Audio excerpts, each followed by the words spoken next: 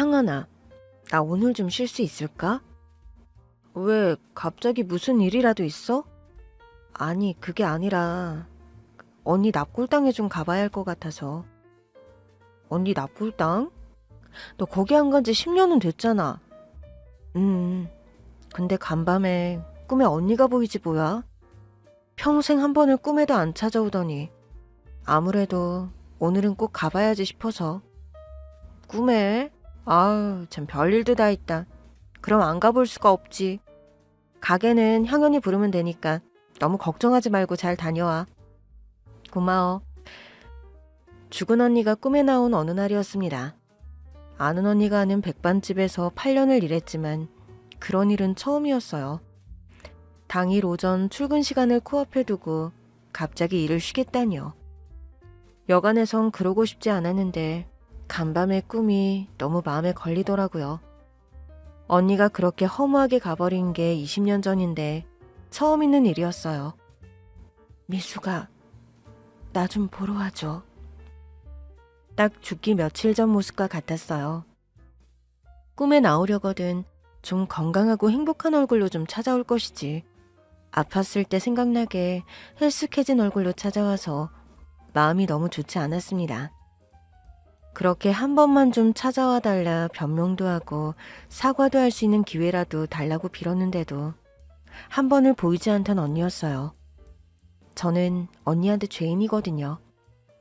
언니가 남기고 간 갓난쟁이 조카를 키우다 잃어버렸기 때문이죠.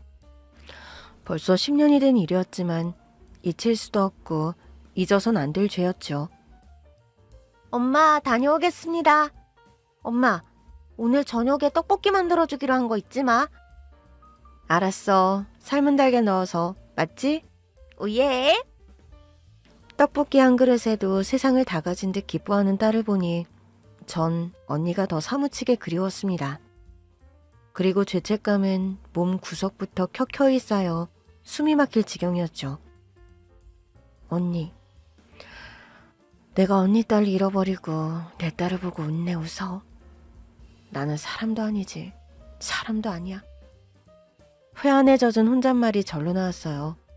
급하게 준비를 마치고 언니가 있는 납골당으로 갔습니다. 직접 찾아가는 게 너무 괴로워 그동안은 돈만 보내거나 사람을 써서 관리하곤 했었죠. 10년이면 강산이 변한다더니 왜 그곳은 나무 그늘 하나 바뀐 게 없나 싶더라고요. 과거로 온 것처럼 마음이 무거워지자 발걸음도 느려지더군요. 크게 심호흡을 하고 마음을 단단히 먹은 후 뗀 발걸음이었습니다. 언니를 보면 가장 먼저 뭐라고 해야 하나 마음이 답답해졌죠. 그런데 언니가 있는 곳 근처에 누군가 서 있었어요. 나이가 지긋하게 먹은 노인이었죠. 그때까지만 해도 그 근처 다른 봉화남을 보러 온 사람인 줄 알았습니다. 그런데 그 사람이 제 언니 봉화남을 애처롭게 쓰다듬고 있지 않겠어요? 그 순간 저는 마음속 깊숙한 곳에 죄책감과 함께 넣어둔 증오가 되살아나는 걸 느꼈죠. 저기 설마... 에? 아니, 너는 설마... 맞죠? 아주머니 맞죠? 미수가, 네가 어떻게... 뿌리부터 솟은 흰머리가 지긋한 그 여자는 제가 잊으려야 잊을 수 없는 여자였습니다. 조카를 잃어버리고 한참 그 여자를 찾아다녔지만 털끝도 볼 수가 없었어요. 이러려고 언니가 나를 불렀나 싶더군요. 내가 꿈에도 못 잊지. 내가 당신을 어떻게 잊겠어? 용케도 살아있었네. 용케도. 미수가 진정해. 진정하고. 진정? 지금 당신 나보고 진정이라고 했어? 당신 같으면 진정해? 우리 소연이 어딨어? 우리 소연이 어디로 빼돌렸어? 저는 너무 화가 난 나머지 주먹이 하얗게 질릴 정도로 그 여자의 옷깃을 세게 부여잡았죠. 기억이라는 게 참 신기하더군요. 한번 머릿속에 각인된 기억은 특정 인물, 특정 장소 혹은 특정한 냄새를 맡으면 무서우리만큼 되살아나거든요. 그때 내 눈앞에서 당황해 어쩔 줄 모르던 그 여자는 바로 제 언니의 새어머니였습니다. 미자 미숙이, 잠깐만 앉아봐라.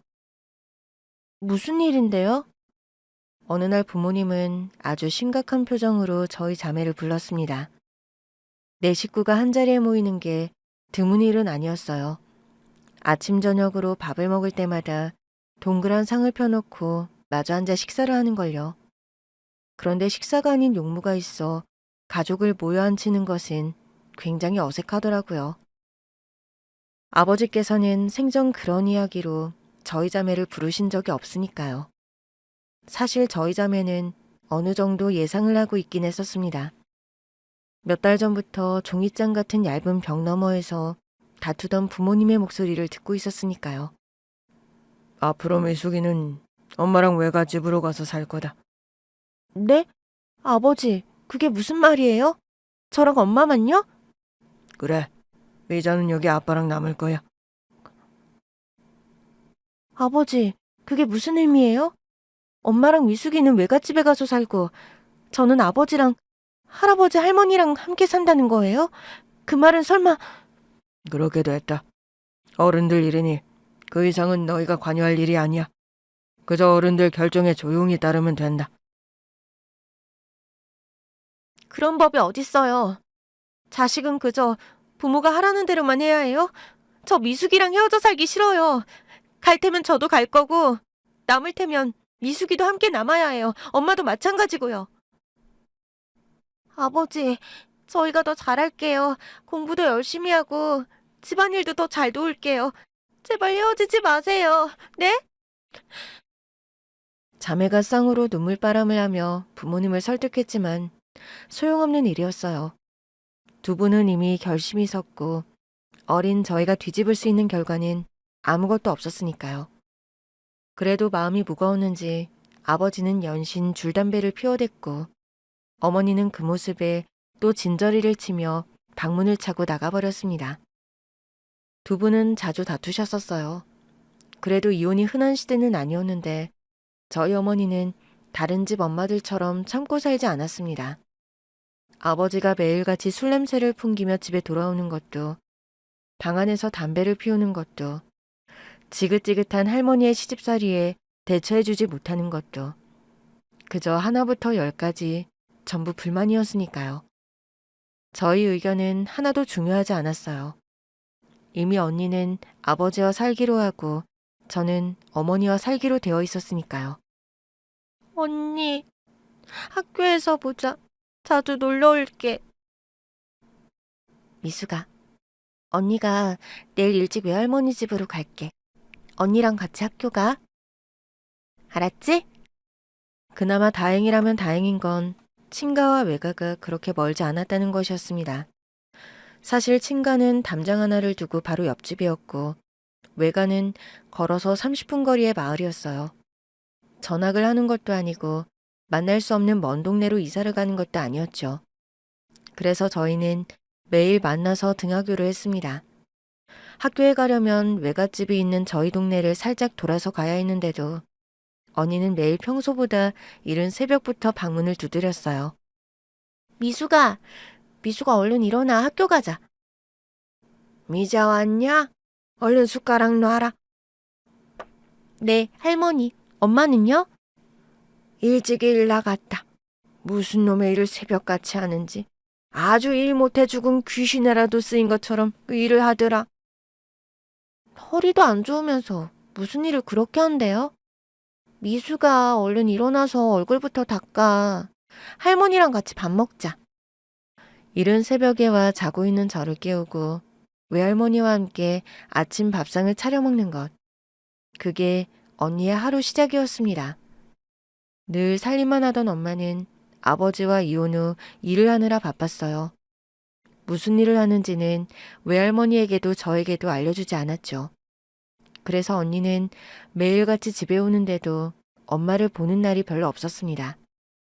그러다 보니 엄마랑 언니 사이는 점점 멀어지는 것 같았어요. 엄마, 내일은 언니 보고 나가면 안 돼? 미자는 왜? 매일 오는데도 언니는 엄마를 못 보잖아. 엄마는 언니 안 보고 싶어? 잘 지내니 매일같이 오겠지. 잘 지내는데 걱정할 거 있어? 그게 아니라. 미숙아, 엄마 바빠. 엄마랑 아빠는 딱 데려온 자식만 책임지기로 했어.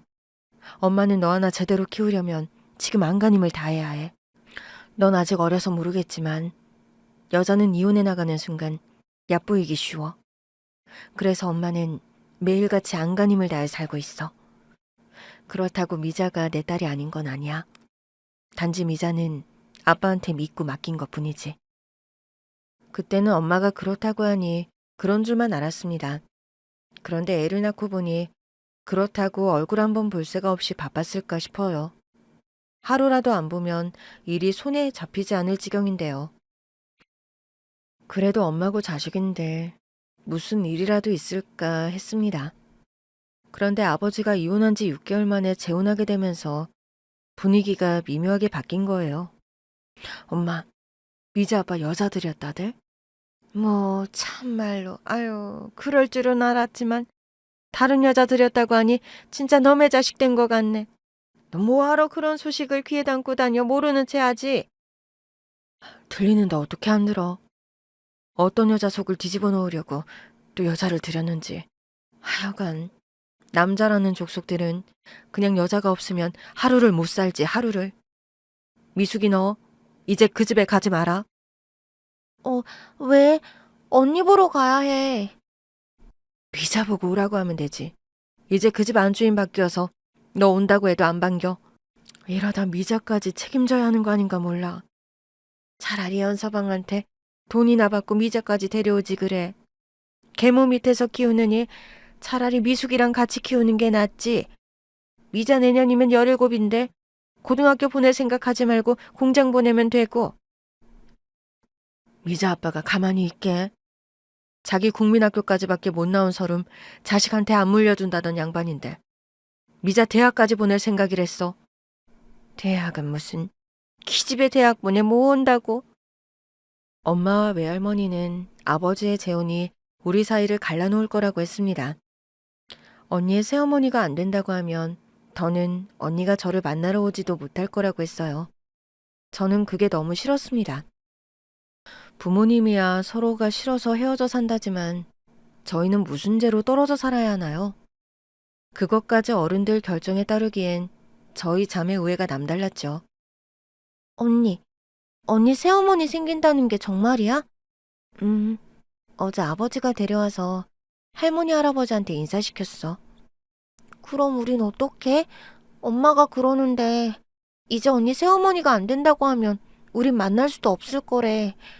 매일 언니가 외할머니 집에 오는 것도 못하게 하고 내가 찾아가는 것도 싫어할 거래. 아니야, 미숙아. 그것만큼은 나도 절대 양보할 수 없어. 무슨 일이 있어도 계속 찾아갈 거고 우리가 만나지 못할 일은 없으니까 걱정하지 마. 언니만 믿어. 알았지? 저는 계모에 대한 편견이 있었어요. 콩지도 장화와 홍련이도 전부 계모 때문에 곤욕을 치러야 했잖아요. 책에서도 그렇지만 어딜 가든 계모에 대해 좋은 소리를 하는 사람이 없었습니다. 세상은 계부보다 계모에게 더 엄격했어요. 그래서 전 얼굴도 보지 못한 언니의 새어머니가 무서웠고 오지 않은 저희의 미래가 두려웠죠. 인생은 한치 앞을 모른다죠. 부모님의 이혼으로 하루아침에 다른 지붕 아래에서 살게 된 미래를 몰랐듯이 저희는 언니의 새어머니로 인해 생길 변화를 알지 못했습니다. 어머, 너가 미숙이구나. 역시 자매라 그런지 닮은 구석이 있네. 그래도 미자는 자기 아빠를 닮았는데 너는 좀 엄마 닮은 구석이 있나 보다. 안녕하세요. 그래, 어서 들어오렴. 오렌지 주스 마실래? 오렌지 주스가 뭔데요? 앉아있어. 미자 뒷집에 선영이네서 공부하는데 곧 올 거야. 표독스럽고 악독한 계모를 생각했는데 그분은 정말 좋은 분이셨습니다. 엄마와 살고 있는 저를 편견 없이 대해주셨고 제가 언니를 찾아오는 것도 개의치 않는 것 같았어요. 게다가 일본에서 사는 자기 동생이 보내줬다면서 달콤하고 새콤한 가루 주스를 타주곤 했죠. 꽤 잘 사는 집안의 여자로 아빠처럼 이혼했다더라고요. 엄마가 들은 소문에 의하면 애를 못 낳아서 소박 맞았다고. 그래서 애인은 호라비한테 재취한 거라고 했죠. 언니, 새어머니 안 무서워? 언니 안 때려? 그런 분 아니셔. 때리기는커녕 무서운 얼굴 한번 해본 적이 없으신걸? 정말? 정말로. 늘 상냥하게 말씀하시고 목소리 높이시던 법이 없어. 그래서 그런가 아버지도 소리 지르는 일이 없어. 엄마랑 같이 살 땐 소리 지르고 싸우다가 옆집 사는 할머니까지 쫓아와서 야단하셨잖아. 그래? 그렇구나. 그러니까 걱정하지 마. 너 오는 것도 만나는 것도 괜찮다고 했어. 그럼 다행이네. 근데 요즘은 왜 안 와? 나는 언니가 외할머니 집에 안 오니까 못 만나게 하는 줄 알았지. 아, 그게 걱정하지 말라던 언니의 낯빛이 일순 흐려졌습니다. 언니는 잠시 방문을 살피듯 눈치를 보더니 목소리를 한껏 낮추었죠. 너가 오는 건 괜찮은데 내가 가는 건 좀 안 좋아하셔. 왜? 몰라. 아마 엄마 때문인 것 같기도 하고. 엄마가 왜? 엄마가 나 데려갈까봐 걱정하시는 것 같아. 그걸 걱정한다고? 친엄마도 아니잖아. 그러게, 모르겠어. 하여튼 되게 잘해줘. 그래서 괜히 새어머니가 싫어하는 행동은 하고 싶지 않아. 그리고 어차피 엄마는 나 안 봐도 상관없잖아. 별로 만나고 싶어 하지도 않고. 아니야, 엄마도. 미수가, 엄마랑 아버지는 이혼해서 남이 됐어. 우린 아직 어려서 어쩔 수 없이 두 분 입장을 헤아리면서 살아야 해. 그건 너도 이해하지? 그러니까 우리 어른들 입장은 생각하지 말고 우리만 생각하자. 어쨌든 여기서라도 우리 만날 수 있잖아. 내가 고등학교에 가더라도 주말이면 여기서 볼 수 있어. 알지? 저는 이해되지 않았어요. 하지만 솔직하게 말하면 철부지 같다는 생각을 할까봐 아무 말도 하지 못했죠. 언니가 더는 외갓집에 오지 못하는 건 서운했지만 그때까지만 해도 언니에게 좋은 새어머니가 생겼으니 다행이라고 생각했었습니다. 물론 엄마는 인정하지 않았지만요. 인물은 어떻든? 키는 엄마랑 비슷한 것 같고 머리는 뽀글뽀글한 머리야. 영화배우 같았어. 그리고 날씬한 체격에 화장도 예쁘게 했어. 그래서 인물이 좋았다는 거야? 어떻다는 거야? 네 아버지 스타일인 것 같아? 아버지 스타일은 잘 모르는데. 어쨌든 아버지도 좋아하니까 재혼했겠지. 언니가 그러는데 둘이 있을 때 손잡고 있기도 하대. 뭐? 아이고, 아주 젊은 년 들어가지고 놀고 있네. 어려서 인물은 좀 받쳐주겠지. 근데 뭐 영원히 20대야? 걔도 늙어. 결국 늙는다고. 좋은 분이신 것 같던데. 언니한테도 되게 잘해준대. 좋은 분은 무슨. 애도 낳아본 적 없는 26살짜리가 엄마 노릇을 하면 또 얼마나 한다고. 두고 봐라. 네 언니 몇 달만 있으면 여기서 같이 살고 싶다고 울면서 올 테니까. 엄마는 언니의 새어머니가 엄마보다 훨씬 젊은 것도 엄마보다 더 친절하고 상냥한 것도 싫어했었어요. 그냥 그 여자 존재 자체를 부정하고 미워했죠. 그래서 엄마 앞에선 언니의 새어머니 이야기를 하지 않았습니다. 솔직히 저는 엄마 말에 동의하지 않았거든요. 친절하고 예쁘고 언니한테 잘해주고 저한테도 무척 잘해주시는 분이었으니까요. 그래서 주말마다 아버지 집에 가는 게 좋았어요. 하지만 언니가 고등학교 가면서부터는 분위기가 좀 달라졌습니다. 아버지 집에 가면 보통 언니 방에서 함께 수다를 떨거나 숙제를 했었어요. 그런데 언젠가부터 제가 갈 때마다 새어머니가 그 방에서 안 나가고 함께 있는 겁니다. 좋은 분이시긴 하지만 괜히 한 방에 어른이 있으니 말도 가리게 되고 눈치를 보게 됐죠. 언니, 우리 그러지 말고 저기 은행나무 평상에 가서 책 볼래? 나 소공녀 책 가지고 왔는데. 어딜 가? 안 돼. 은근슬쩍 눈치를 살피며 꺼낸 말을 단칼에 거절한 건 언니가 아니라 그 여자였어요. 왜요? 날도 추운데 어딜 나가. 바람이 차. 그러다 네 언니 감기라도 들면 어쩌려고? 그렇게 춥지도 않은데 옷 따뜻하게 입고 가면 되잖아요. 그래도 안 돼.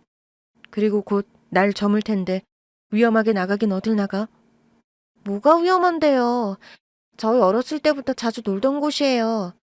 마을 어른들도 다 알고 친구들도 많은데. 미숙아, 너도 이제 어린애 아니야. 미자도 17이면 다 컸고. 옛날 같았음 진작 시집가 애도 낳는 나이야. 그건 여자로서 몸가짐을 제대로 해야 한다는 의미이기도 해. 다 큰 여자애가 어렸을 때처럼 조신하지 못하게 그러고 놀면 남들이 쉽게 본다. 앞으로는 언니랑 같이 마을에서 함부로 배 깔고 누워서 책 보거나 그럴 일은 없을 거야. 전 그 여자가 대체 무슨 말을 하는지 이해가 되지 않았습니다. 그래서 어리둥절하고 황당한 표정으로 언니를 보았어요. 그러자 언니는 제 눈을 애써 피하며 아무 말도 하지 않았죠. 단단히 화가 난 표정으로 말이에요. 그 뒤로는 언니와 함께 은행나무 아래 평상에서 책을 보거나 수다 떠는 일이 없었습니다. 그뿐만이 아니었어요. 그 뒤로 제가 올 때마다 감시라도 하듯 늘 붙어 있어서 저도 짜증이 나더라고요. 아주머니, 근데 좀 나가주시면 안 돼요?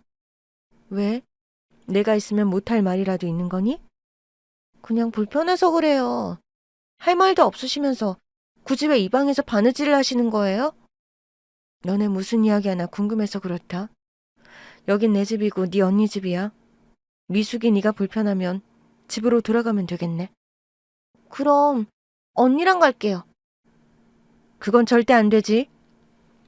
반복되는 감시에 짜증이 확 나서 한 말이었어요. 그런데 그보다 더 날카롭고 모난 소리가 되돌아왔죠. 얼마나 뾰족하게 굴며 소리를 지르던지 놀라서 딸꾹질이 나오더라니까요. 그 여자는 자기도 놀랐는지 목소리를 가다듬으며 그러더군요. 미자 대학 가려면 공부도 더 열심히 해야 하고 앞으로 미숙이 너랑 놀 시간은 없을 것 같다. 그러니까 당분간은 오지 마. 그게 미자를 위한 일이야. 알겠니? 왜요? 여기 아주머니 집이기도 하지만 저희 아버지 집이에요. 아주머니가 오라 말아 할 곳은 아니고요. 어머, 미숙이 너 정말 예의가 없구나. 누구 앞이라고 소리를 바락바락 지르면서 대들어? 너네 엄마가 그렇게 가르쳤니? 여기서 엄마 이야기가 왜 나와요? 머리 아파. 소리 좀 지르지 마라. 골이 다 울려 죽겠어. 미숙아, 일단 오늘은 돌아가. 언니, 돌아가래도? 언니는 차가운 목소리로 무섭게 일렀습니다. 그 표정과 목소리에 겁을 먹고 집으로 돌아갔죠. 생전 처음 보는 언니의 모습에 얼마나 놀랐는지 몰라요. 무슨 일이 있구나 싶으면서도 그땐 그렇게 헤어지면 다시 만날 때까지 그 답답한 마음을 안고 있어야 했습니다.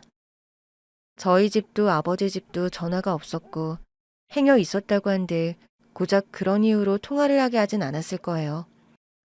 그렇게 언니를 다시 만난 건 거의 한 달이 지나서였어요. 주말에 아버지 집에 갔는데 그 여자는 제가 찾아올 줄 알았다는 듯이 언니를 다른 곳으로 보낸 뒤였죠. 그 여자 친구가 고등학교 선생인데 특별 수업을 위해 자기 친구 집으로 보냈다는 거예요. 그래서 당분간은 주말에 찾아와도 못 볼 거라고 하더니 정말로 2번이나 더 헛걸음을 했죠. 이러다 영영 언니를 보지 못하면 어쩌나 그런 조바심에 우울해하던 어느 날이었습니다. 미숙아, 언니 어떻게 된 거야? 어떻게 왔어? 지금 학교 끝날 시간도 아니잖아.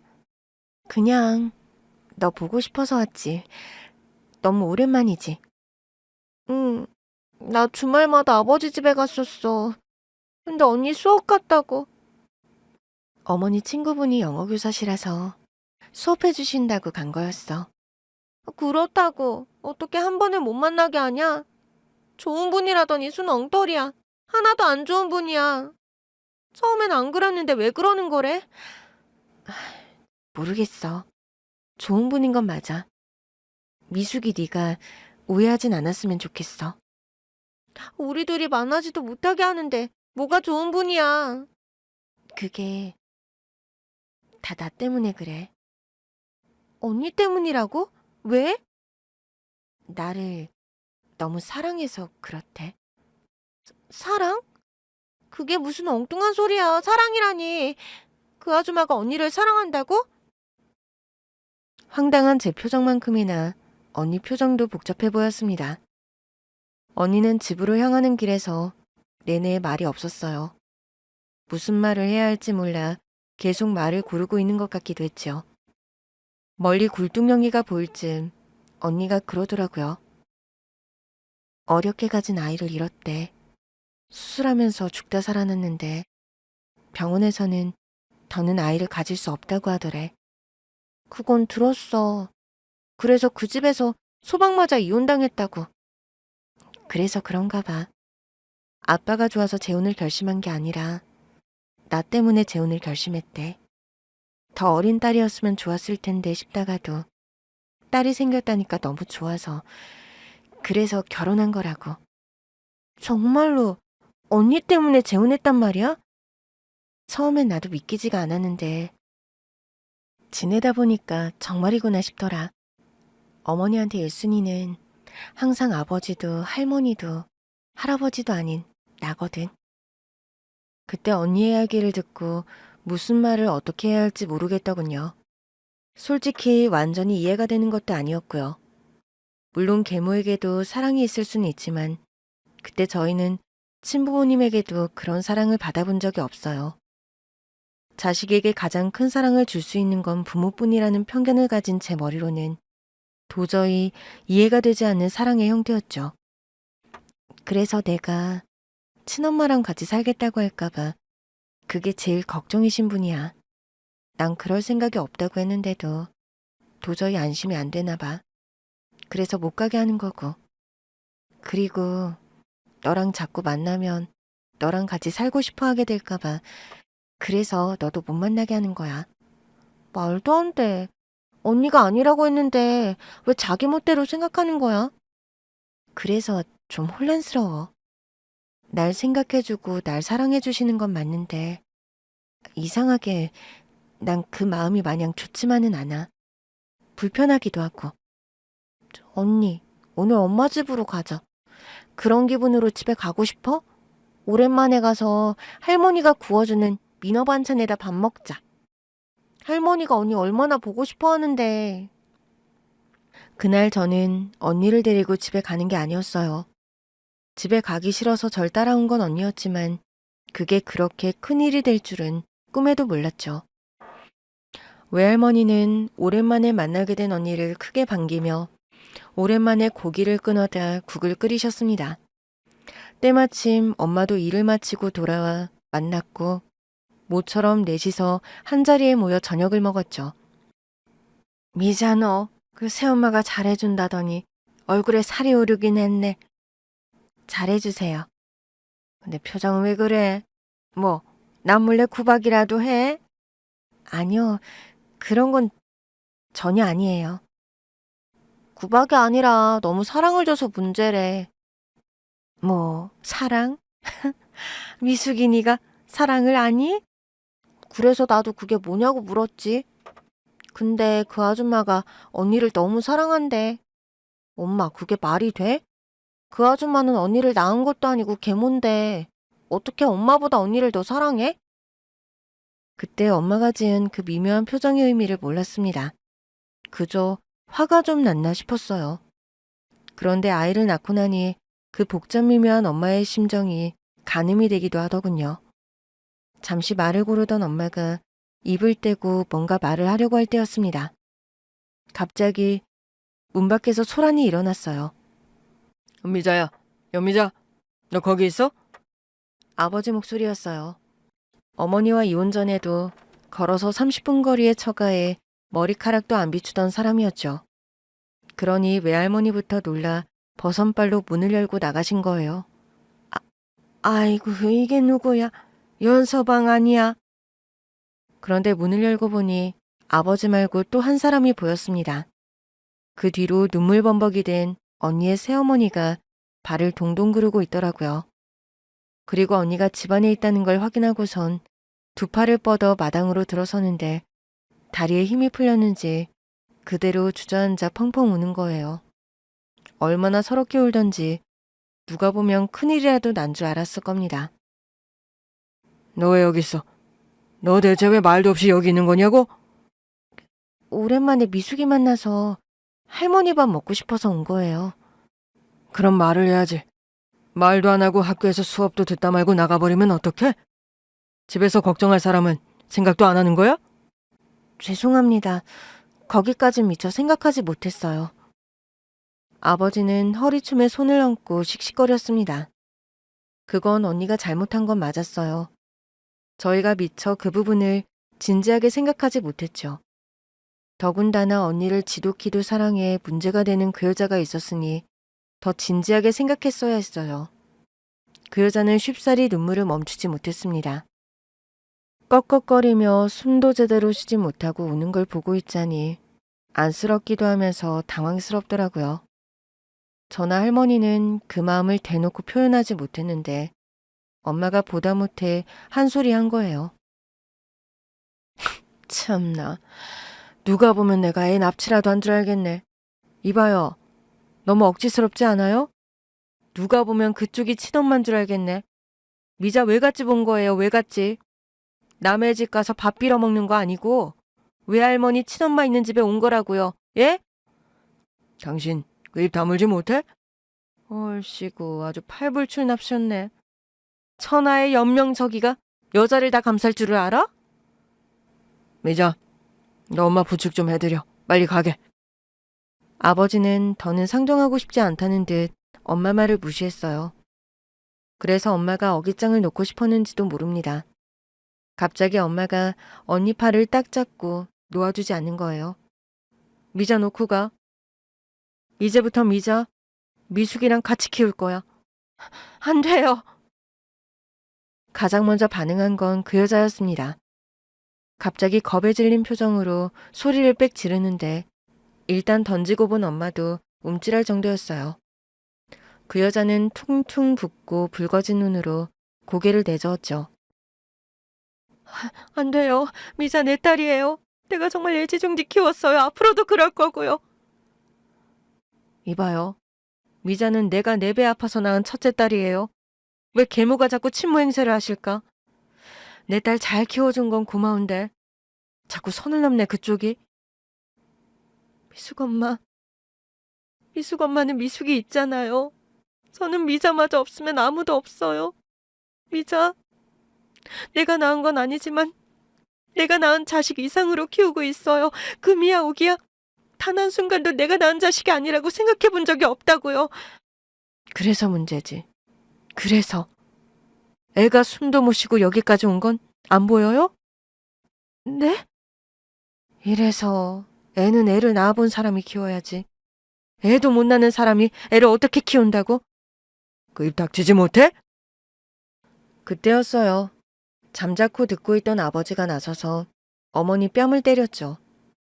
순간 마당에 있던 모든 사람들이 얼어붙었는데 아버지는 아차하는 기색도 없이 다시 손을 들었습니다. 그걸 막은 게 언니였어요. 아버지, 하지 마세요. 그러지 마세요. 당신은 인정머리가 없어. 사람이 사람 마음을 헤아릴 줄 모르고 그저 당신만 잘난 줄 알지? 뭐야? 미자, 다시는 볼 일 없을 줄 알아. 미숙이 너도 오지 마라. 내 집에서 내 딸로 살 거 아니면 내 집 출입 금지다. 아버지는 그렇게 선전포고를 하듯 쏘아붙이고 언니와 그 여자를 데리고 가버렸습니다. 그러니까 제게는 선택지를 준 것이었어요. 어머니와 외할머니를 떠나 언니와 함께하는 삶을 택하든지 언니를 만나지 않고 어머니와 외할머니를 배신하지 않는 길을 택하든지 둘 중 하나였죠. 여러분이라면 어떻게 하셨겠어요? 유별난 우애를 나누었던 언니와 함께하겠다고 하시는 분이 계실지도 모르겠습니다. 하지만 전 엄마와 외할머니를 배신할 순 없었어요. 어린 제게 그 선택이 얼마나 잔인한 선택이었는지를 아버지께서 훗날 돌아가시기 직전에야 사과를 하셨죠. 그날 두 사람의 싸움 때문에 오랫동안 우리 자매를 만나지 못하게 한 걸 미안하다고 하신 거예요. 제가 다시 언니를 만난 건 그로부터 2년이 지난 어느 날이었습니다. 언니는 고등학교 3학년이었고 저는 고등학교 진학을 포기하고 밀신 공장을 나가 돈을 벌고 있었어요. 고향에서도 2시간이나 떨어진 곳이었는데 어느 날인가 반장님이 제게 누가 찾아왔다고 하더군요. 저는 당연히 엄마라고 생각했는데 공장 앞에 나가보니 거기 언니가 서 있는 거예요. 언니가 무슨 일, 어떻게 온 거야? 너 공장 들어갔단 소식은 들었는데 내가 틈이 없어서 이제 와봤어. 일은 힘들지 않고? 살이 좀 빠진 것 같은데. 빠질 때 돼서 빠진 거지. 아니 대체 어떻게 온 거냐고. 내 말에 대답부터 해. 어떻게 오긴. 나 가출했어. 그때 언니는 씁쓸하게 웃으며 말했습니다. 그러고 보니 손에 들린 가방이 꽤 묵직해 보였어요. 그러니까 아주 작정을 하고 집을 나선 겁니다. 그때 대학에 들어갈 수 있는 자격시험인 예비고사를 앞둔 날이었죠.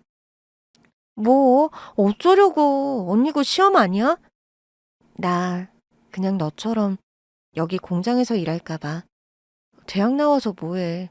나 하고 싶은 것도 없어. 언니 왜 그래? 무슨 일 있었어? 설마 아줌마 때문에 나온 거야? 미수가, 나 여기서 좀 지낼 수 있을까? 너 기숙사에서 같이 지내는 건 힘든 일인가?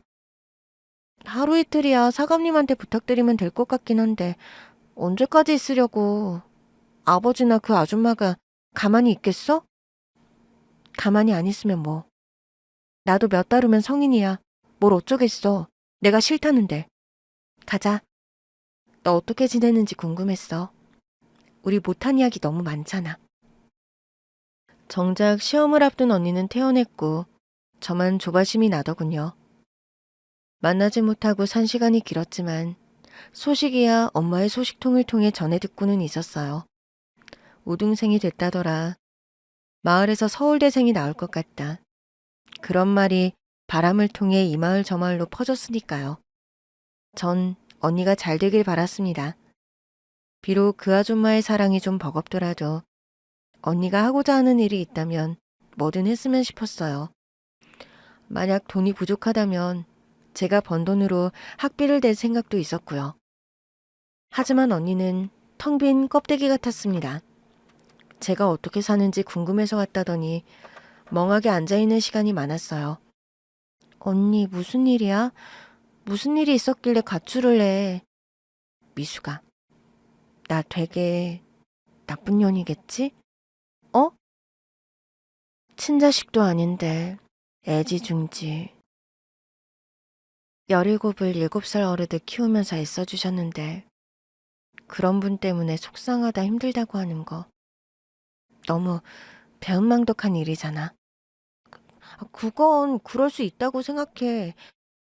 나는 그때도 그랬지만 지금도 이해는 안 돼. 그 아줌마의 사랑이라는 게 뭔지 엄마도 그렇게는 안 했잖아. 나한테 거는 기대도 너무 부담스럽고 나한테 그렇게 사랑을 쏟아준 마음을 똑같이 보답해드려야 한다는 것도 부담스러워.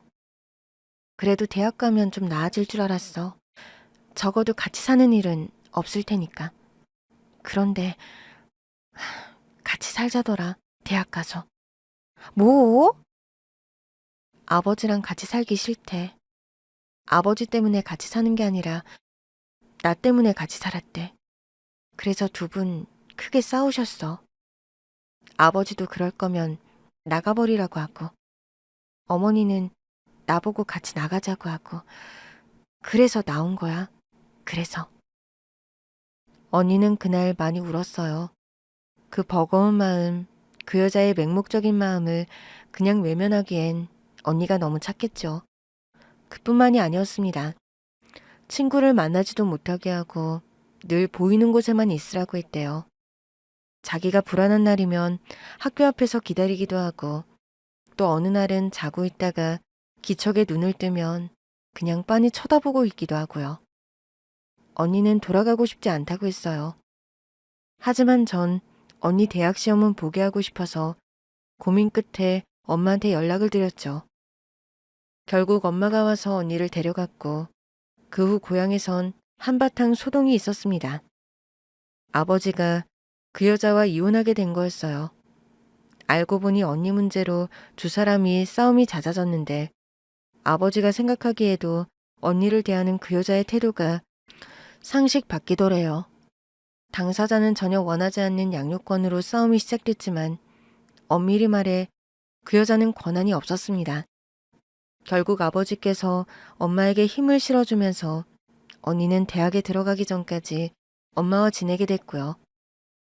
그 후로도 언니를 만나겠다고 몇 번이나 외갓집에 왔었는데 그때마다 문전박대를 당했다더라고요. 엄마가 한 번만 더 찾아오면 언니를 영영 볼 수 없는 곳으로 보내버리겠다고 반협박한 후에야 발걸음을 멈췄죠. 한동안 그 여자는 여러 동네 여자들의 입방아에 올랐습니다. 누군가는 애를 갖지 못해서 미쳐버려 의붓딸에게 너무 많은 정을 줘서 문제가 생겼다고들 했죠. 이제 그 아줌마 찾아오는 일은 없지? 없지. 내가 어느 대학에 가는지도 모르는데. 안다고 해도 이 넓은 대학에서 날 어떻게 찾겠어? 마음은 편해? 반반이야. 부담감이 없어 편한 건 있는데 그래도 나쁜 마음으로 그러신 건 아니니까 미안하기도 하고. 털어버려. 이제 언니 인생만 살아. 학비 걱정은 하지 마. 아빠가 힘들다고 하면 내가 있으니까. 치, 든든하네. 나 학비 대줄 생각하지 말고 너 야간 학교라도 다녀. 모르는 사람이야 여자애들 공부시켜서 뭐하니 하겠지만 두고 봐. 먼 훗날엔 여자애들도 당연하게 공부하게 되는 그런 날이 올 테니까. 결혼해 애 낳고 애 키우기도 바쁜데 여자들이 뭐 얼마나 대학에 가겠어? 그럴 거야. 여기서 공부해보니 알겠어. 적어도 대학에 온 여자들은 자기 딸들 대학 보낼 거거든. 그러니까 너도 배워. 배워서 나중에 딸 낳거든 당연히 가르쳐. 그 후 한동안은 그저 평온하고 평범한 나날이었습니다. 다시는 그 여자를 볼 일은 없을 거라고 생각했죠. 언니는 졸업 후 취직해 그곳에서 형부를 만났어요. 그리고 결혼식을 올렸는데 그곳에서 그 여자를 만난 겁니다. 대체 어떻게 한 건지 얼굴을 가리고 왔더라고요. 무슨 짓이라도 하면 어쩌나 조바심을 가지고 지켜보았는데 다행히 그저 언니 결혼식을 보고 갔을 뿐이었죠. 언니한테 말을 해야 하나 말아야 하나 고민 끝에 하지 않았고요. 그 고민을 오래 할 새도 없었습니다.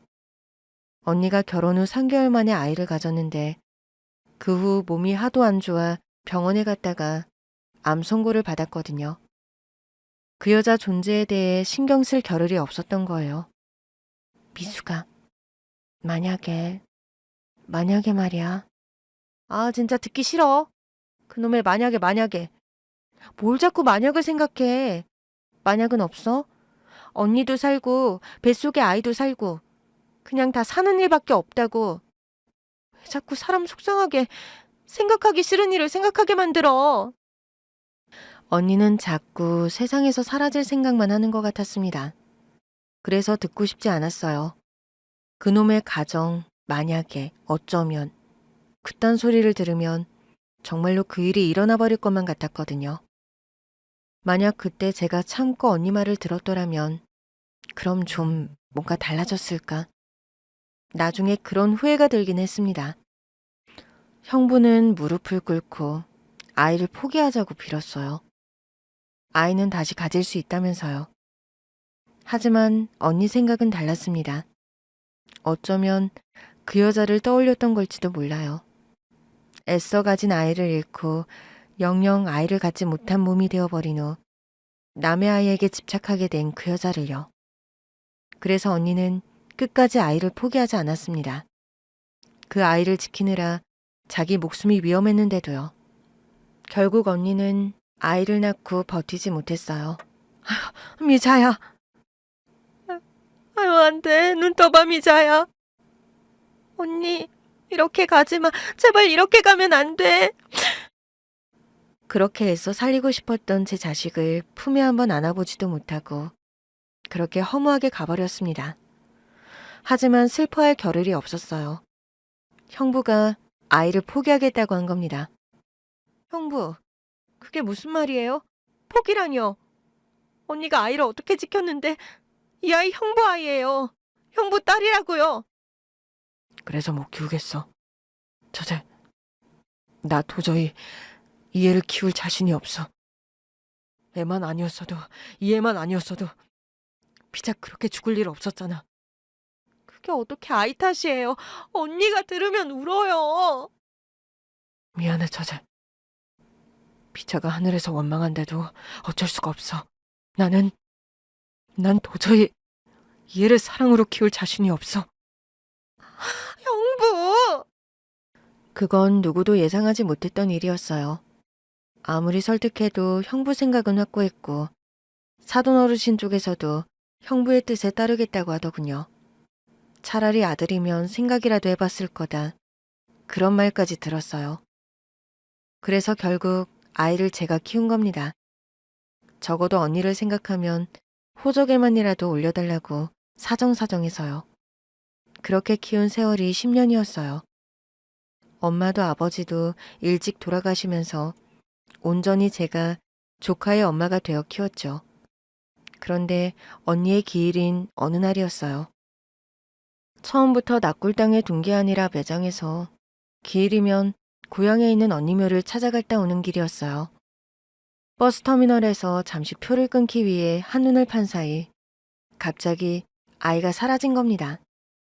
하늘로 솟았나 땅으로 꺼졌나 싶게 순식간에 벌어진 일이었어요. 소연아, 소연아, 김소연!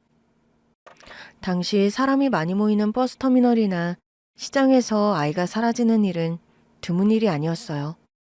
보호자의 불찰로 미아가 되기도 했지만 나쁜 마음을 가지고 애를 데려가는 일도 많았으니까요. 그때 터미널 곳곳을 돌아다니며 샅샅이 뒤져보았지만 조카를 찾지 못했습니다. 그런데 이상하게 느낌이 오는 거예요. 느닷없이 그 여자가 생각난 겁니다. 언니 기일이니 그 여자도 고향에 나타났을 수도 있었으니까요. 실종 신고는 했지만 경찰한테서 오는 연락은 없었어요. 따로 그 여자를 찾기 위해 수소문했지만 아는 이가 아무도 없었습니다. 엄마의 소식통도 엄마가 돌아가시면서 끊긴 지 오래였죠. 그 후 어떻게 살았겠어요? 죽지 못해 산 시간이었죠. 조카를 잃어버린 고향 땅 가는 것도 힘들고 묘지 관리하는 것도 힘들어 화장을 시키고 납골당에 모신 거예요. 그 후로 한 번도 직접 찾아가지도 못했고요. 그런데 대체 어떻게 알았는지 그 여자가 언니 납골당에 온 겁니다. 미수가, 나는 그냥 미자 보고 싶어서 온 거야. 거짓말. 그때 당신이 소연이 데려간 거 맞지? 소연이 어딨어? 당장 소연이 어디 있는지 말해. 이모? 그때였어요. 갑자기 뒤에서 누군가 저를 부른 겁니다. 저한테 이모라고 할 사람이 세상 천지에 조카밖에 없었으니 얼마나 놀랬겠어요.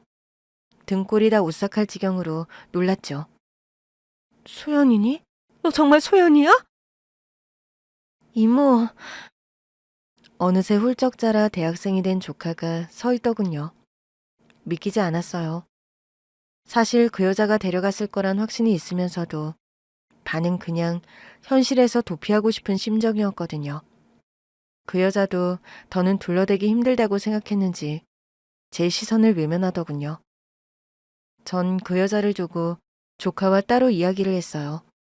그동안 얼마나 찾아 헤맸는지, 그 여자가 납치하는 바람에 우리가 헤어졌다는 사실도 전부 털어놓았죠. 이모랑 가자.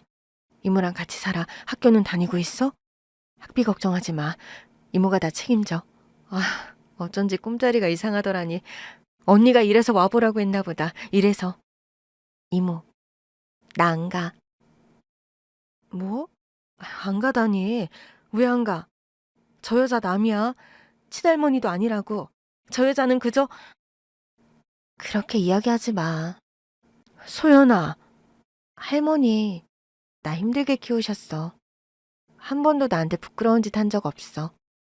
나한테 정말 최선을 다했어. 아니, 그러니까 그 여자는 못 떠나. 나 할머니 못 버려. 나 잘 살았어. 처음엔 이모 찾아 울기도 했던 것 같은데 할머니가 정말 부족함 없이 나 키워줬거든. 엄마 기일 제사 다 챙기고 엄마 이야기도 많이 해줬어. 미안해 이모. 조카만 찾으면 되는 줄 알았어요. 10년 동안 못 챙긴 마음 다 챙겨주면서 이제 함께 살면 그만이라고 생각했습니다. 그 정도는 남편도 이해해주기 위해 기다리고 있었을 정도로요. 하지만 조카의 생각은 확고했어요. 어쩐지 언니가 생각나더군요. 그 후로도 몇 번이나 설득했지만 거절당했고 심지어는 할머니께 미안하다는 이유로 연락도 거의 끊더군요. 저는 조카의 인생을 받아들여야만 했어요. 그래서 1년에 한두 번, 명절에나 한 번씩 안부를 주고받는 사이처럼 지냈죠. 그렇게 지낸 게 무려 30여 년입니다. 그래도 잘 지내고 있다는 걸 알았으니 죄책감은 좀 내려놓고 지냈어요. 그러다 얼마 전 갑자기 조카한테서 연락이 온 거예요. 이모, 할머니가 좀 만나고 싶어 해. 할머니가 나를? 솔직히 말해 죽기 전에 다시 만날 일이 있을까 싶었습니다. 살기도 참 오래 살았어요. 아흔을 바라보는 나이에도 귀도 잘 들리는 것 같았고 목소리에도 힘이 있더군요. 그런데 신기하게도 갈 때가 됐다는 걸 알았는지 저한테 하고 싶은 말이 있다며 부른 거였어요. 나 대신 남의 조카 끼고 살아 미안하다 사과라도 하려고 부르셨어요? 그래 미수가. 나만 실컷 원망해라. 원망해도 돼? 그렇게 말 안 해도 평생을 원망하고 살았네요. 미자가 찾아왔었어. 그 여자는 마치 과거의 한 장면을 떠올리기라도 하듯 앉아서 허공을 바라보았습니다. 저는 알지 못했던 이야기에 미간을 모았죠. 언니가 아주머니를 찾아갔다고요? 소연이 나보고 부탁했었거든. 말도 안 돼. 언니가 죽기 전에 아주머니를 찾아가서 소연이를 부탁했다고요? 키워달라고? 말도 안 되는 소리 하지 마세요. 죽으려거든 곱게 죽지. 왜 사람 속을... 사과하려고 부른 거지. 소연이 데려다 키워서 미안하다. 그런 사과 말고 솔직하게 말해줬어도 됐을 텐데 싶어서. 죽을 날을 받았는데 애는 포기 못하겠고 애 아빠도 애만 놓고 죽으면 애 안 키우겠다고 했다고. 혼자 남을 애 걱정이 큰데 나라면 잘 키워줄 것 같아서 생각이 났다더라. 거짓말 마세요. 제가 있는데 왜 너는 절대 안 된다고 했어? 네? 그 파릇파릇한 청춘을 어떻게 애 엄마로 살게 했겠냐 미자가. 자기 죽고 애 아빠도 안 키운다고 하면 분명히 미숙이 네가 키우겠다고 할 텐데 그 꼴은 절대 못 본다고. 너는 하고 싶은 거 다 하고 살아야 한다고. 애 키우면 너 인생도 없을 거라고 그렇게 걱정을 하더라고. 언니가요? 난 싫다고 했다. 분명히 안 된다고 했어. 넌 아니라고 하겠지만 네 언니 애 못 낳게 하려는 거 나만큼 절실했던 사람은 없을 거야. 미자는 내 딸이었고 내 유일한 자식이었다. 절대 죽게 내버려 두고 싶지 않았어. 그래서 부탁을 받았는데도 안 했다. 도저히 소연이를 예뻐할 자신도 없었으니까. 그런데 왜 10년이나 지난 그때 왜 우연이었어. 미자 기일에 거길 갔다가 우연히 네가 데리고 있던 소연이를 보고 도저히 그냥 지나칠 수가 없더라. 소연이가 미자를 많이 닮았잖니. 그렇다고 애를 그렇게 데려가요. 그렇지 않으면 순순히 내게 주지 않았겠지. 미안하다. 너무 늦었지만 그래도 난 후회 안 해. 네 언니 폴나춘 있으니까 미자 바람대로 네 인생 살게 했으니까 너 소연이 계속 키웠으면 네 자식도 없이 살았을 거야. 그건 미자도 쟤 웃고 있겠지. 그분은 2주 전에 돌아가셨어요. 장례를 참석했고 조카의 뜻에 따라 언니 옆 봉하남에 모셨죠. 친어머니도 그곳에 안 계시는데요. 어렸을 때는 그렇게 이해가 되지 않더니 그분의 마음이 어렴풋이 헤아려집니다. 낳지 않고 마음으로 낳아 자식으로 삼는다는 그 심정을 제가 감히 100% 헤아릴 수는 없겠지만요. 그분은 좋은 분이셨을 겁니다. 언니가 그분 때문에 그렇게 힘들어했으면서도 결국 다시 그분에게 찾아가 아이를 맡겼다는 건 그분이 그래도 좋은 어머니였었다는 의미겠죠. 그분 말대로 언니는 하늘에서 웃고 있을까요?